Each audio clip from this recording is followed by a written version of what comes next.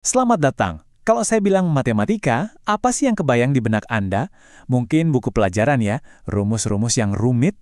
Nah, gimana kalau saya bilang matematika itu ada di tempat-tempat yang nggak pernah kita duga? Hari ini kita bakal buktiin itu. Kita akan menelusuri jejak angka, tapi bukan di dalam kelas, melainkan di kehidupan sehari-hari masyarakat Toraja. Siap untuk petualangan ini? Nah, ini dia pertanyaannya. Gimana sih cara kita ngukur sesuatu yang kurang dari nol? Kedengarannya agak aneh ya, kayak abstrak banget gitu. Tapi percaya deh, konsep ini tuh ada di sekitar kita setiap hari. Dan untuk memahaminya, kita nggak bakal buka buku teks. Kita akan langsung pergi ke salah satu tempat paling magis di Indonesia. Oke, perjalanan kita dimulai dari atas, jauh di puncak, di Lolai, yang sering disebut negeri di atas awan. Coba deh bayangin, Anda lagi berdiri di sini, dikelilingi lautan awan. Keren banget kan? Tapi di balik keindahan ini, ternyata ada sebuah teka-teki alam. Dan teka-teki ini cuma bisa dipecahkan pakai angka. Nah, ini dia teka-teki pertama kita. Kalau siang, suhunya enak banget, 20 derajat Celcius. Pas. Lah, tapi pas malam, wah, suhunya anjlok parah. Bukan cuma sampai titik beku, tapi turun lagi 5 derajat di bawah nol. Kebayang dinginnya? Jadi, pertanyaannya, seberapa jauh sih total penurunan suhunya? Yuk kita coba hitung bareng-bareng. Oke, kita bedah ya perjalanannya. Gini, kita anggap titik beku, yaitu 0 derajat, itu sebagai patokan kita. Nah, suhu siang kan plus 20 ya, terus suhunya turun, pas udah di bawah 0, kita butuh cara baru buat nulisnya. Disinilah angka negatif masuk. Jadi suhu malamnya itu kita sebut minus 5. Perjalanannya jadi jelas banget kan? Dari plus 20, turun lewatin 0, terus lanjut sampai ke minus 5. Jadi total penurunannya berapa? Jawabannya 25 derajat Celcius. Angka negatif itu bukan cuma simbol loh. Dia itu kayak menangkap seluruh cerita perubahan yang ekstrem ini. Dari siang yang hangat sampai malam yang super dingin. Intinya gini deh, bilangan negatif itu bukan sesuatu yang aneh atau cuma ada di awang-awang. Itu alat yang berguna banget buat ngejelasin nilai yang lebih rendah dari titik awal kita. Bisa buat suhu, ketinggian, atau ya bahkan uang. Oke, jadi untuk suhu, konsep ini jelas ya. Tapi gimana dengan hal lain? Nah, sekarang dari puncak gunung, kita turun ke bawah, ke air. Kita akan menyusuri Sungai Sadan, yang jadi pusat kehidupan masyarakat Toraja. Coba bayangin ya skenarionya. Ada seorang pemuda Toraja nih, dia berdiri di atas batu pas di permukaan air. Terus, biur, dia nyelam sedalam 4 meter buat ngambil batu. Abis itu, dia naik lagi 2 meter buat ambil napas. Nah, pertanyaannya, sekarang dia ada di kedalaman berapa? Kita pakai cara pikir yang sama kayak tadi. Permukaan air kita anggap itu titik nolnya.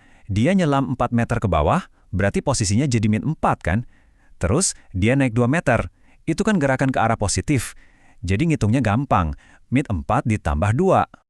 Dan hasilnya, posisi akhirnya ada di minus 2 meter. Artinya, dia masih 2 meter di bawah permukaan air. Keren kan?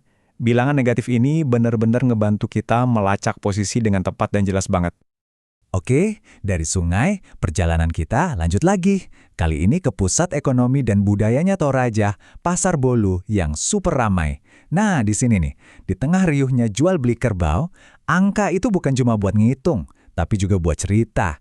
Cerita tentang untung dan rugi. Ini situasi yang mungkin sering kita dengar.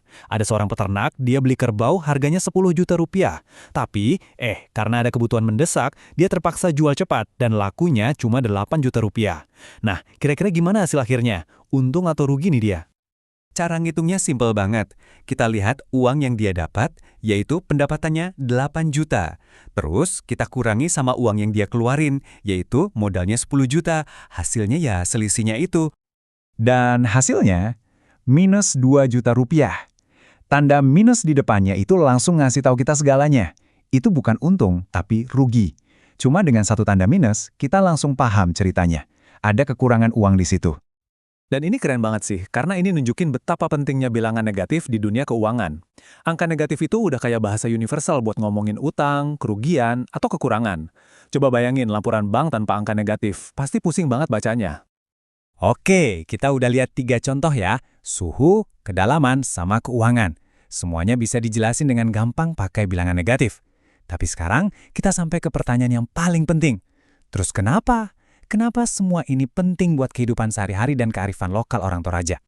Nah, di bagian terakhir ini kita bakal sambungin semua benang merahnya. Kita akan lihat gimana konsep-konsep ini ternyata bukan cuma teori di buku, tapi benar-benar jadi bagian dari tradisi dan pengetahuan praktis yang turun-temurun. Dan ini dia jawabannya. Pengetahuan soal suhu positif dan negatif itu bantu mereka nentuin kapan waktu terbaik buat nanam. Pemahaman soal posisi di atas dan di bawah titik acuan itu memastikan rumah tongkonan yang ikonik itu bisa berdiri kokoh di lereng bukit. Ini bukan matematika textbook, ini matematika kehidupan, sebuah kearifan buat bertahan hidup dan terus maju. Jadi, apa nih pelajaran terbesar dari perjalanan kita ke Toraja? Kita jadi lihat kan kalau matematika itu bukan sekedar angka di atas kertas.